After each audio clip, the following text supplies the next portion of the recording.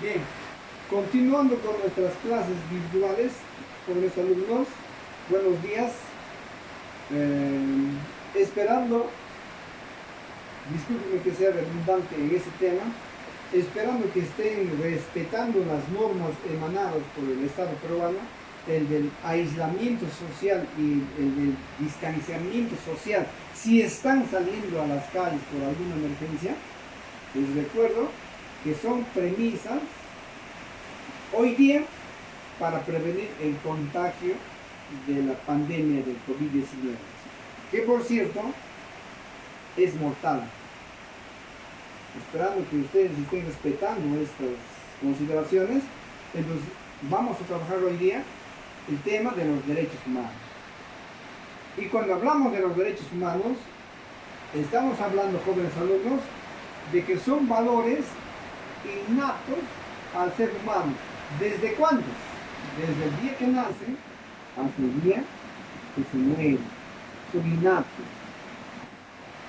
Los derechos humanos son exigencias elementales que puede plantear cualquier ser humano para que se les reconozca como tales, como personas dignas de respeto y de consideración.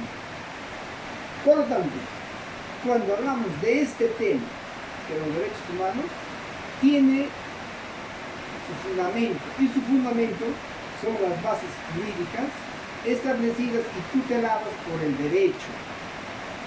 La Constitución Política del Estado peruano y el derecho internacional hoy día respetan los derechos humanos y están orientadas o tienen su fundamento en base a la vida, a la libertad, la paz, la igualdad y la dignidad humana.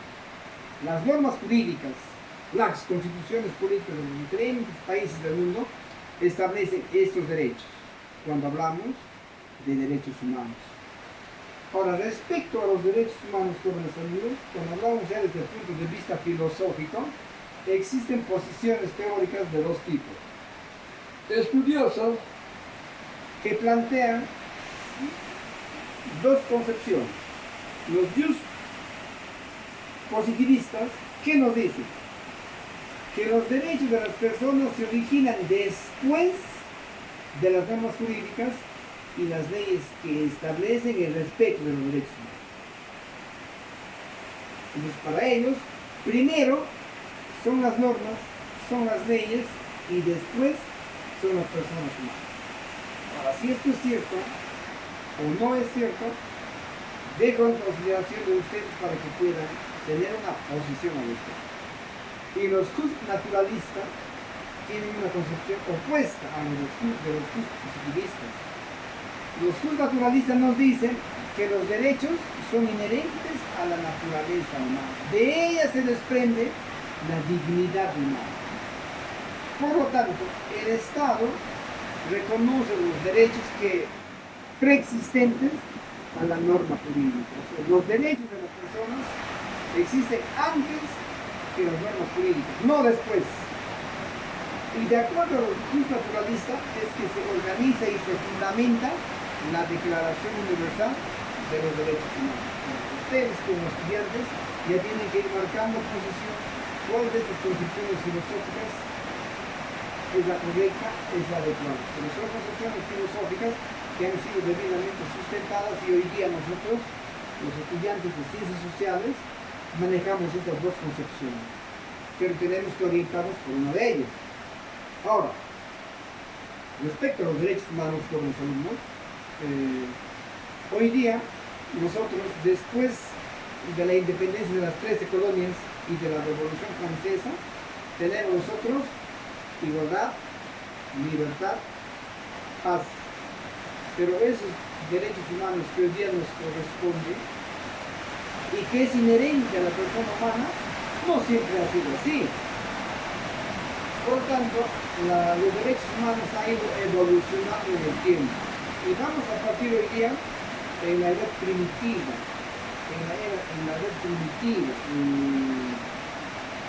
en los inicios, en los albores de la humanidad, cuando todavía el hombre vivía en las cuevas, era nómade, Era nómade, vivía en las cuevas, era cazador, pescador y recolector. Cuando hablamos de la época prehistórica, o edad primitiva, ¿cómo eran los derechos humanos en este periodo histórico, en los albores de la humanidad? Los derechos humanos no se regulaban porque es innata la persona humana. En este tiempo histórico se regían por las leyes de la naturaleza y se regulaba por la propiedad privada. Esa era la característica de la época primitiva. Entonces, era la ley del más fuerte. El que se adaptaba mejor a los cambios de la naturaleza era el que tenía mayor derecho. Pues no se olviden, en esta época histórica han existido las glaciaciones. Aquí estamos hablando de la glaciación del Wisconsin. Estamos hablando del Pleistoceno y casi el inicio del Holoceno. Cuando hablamos de derechos, en esta época histórica eran reguladas por las leyes de la naturaleza. Y si tenemos que hablar de derechos humanos, casi no había. No se tenía la concepción de derechos humanos. Evolucionando en el tiempo, en la edad antigua, o sea, en el esclavismo que sigue, es la sociedad que sigue el comunismo primitivo, es la sociedad esclavista en la edad antigua. Aquí vamos a tener, muchachos, la presencia de sociedades ya muy desarrolladas, de civilizaciones avanzadas. Y estas civilizaciones basaban su organización al sistema económico social. Ya estamos hablando del esclavismo. En el esclavismo ya hay propiedad privada. En el comunismo primitivo no había propiedad privada, aquí sí. ¿Eh? Ahora bien, entonces, cuando hablamos de derechos humanos, en Egipto, la sociedad egipcia, la cultura egipcia, ellos consideraban al esclavismo como un derecho divino. Y si tienen la concepción de el esclavismo es como un derecho divino, ¿de qué derechos humanos hablaríamos en Egipto, no? Prácticamente no. En Mesopotamia continúa. En Mesopotamia tenían ellos el código de Hammurabi. Y el código de Hammurabi aplicaba penas muy severas. Y ellos tenían lo que denominaban la ley del talión. ¿Y qué nos dice la ley del talión? Ojo por ojo, diente por diente. ¿Dónde están los derechos humanos en Mesopotamia y en Egipto? Entonces no, todavía no se conocía esta concepción.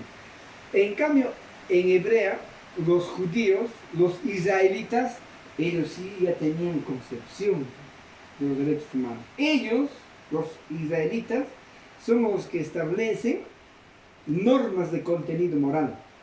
¿A través de qué documento? Los 10 mandamientos de la ley de Dios. Ahí ellos establecían preceptos morales para la convivencia de las personas, basadas en el respeto a la vida y a la propiedad. Bueno, en Israel sí ya podemos hablar de los principios de los derechos humanos.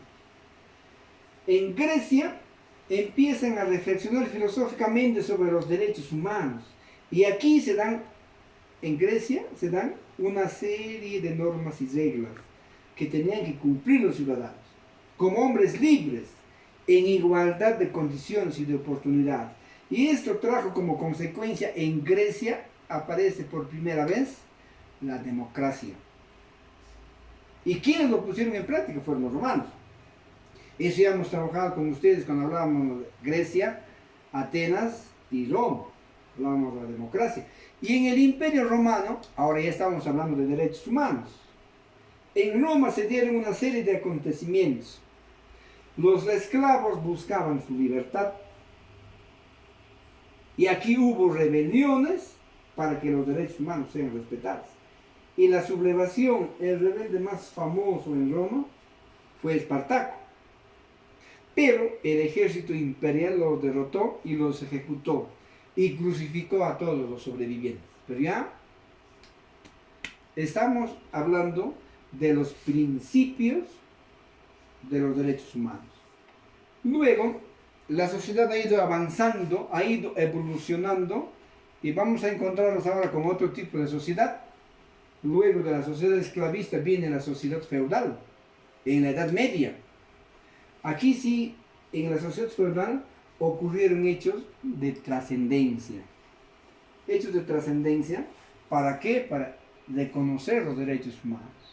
Aquí empieza, jóvenes alumnos, la crisis de dominio de los esclavos, que ya buscaban su libertad, que buscaban ser hombres libres. Aquí en la sociedad feudal se da el cambio del esclavismo a la sociedad feudal. En el esclavismo, el pobre esclavo no tenía derecho ni a la vida porque eran utilizados para sacrificio humano. En el feudalismo ya no existe el esclavo. El rico ya no es el esclavista y el pobre ya no es el esclavo. En el feudalismo el rico es el señor gamonal, el latifundista, y el pobrecito es el siervo, que ya tiene ciertos derechos. Aquí sí ya se puede hablar de derechos humanos. Es en esta época del feudalismo también, todavía recién estaban dándose los primeros fundamentos de los derechos humanos, tampoco se respetaban los derechos humanos en la sociedad feudal.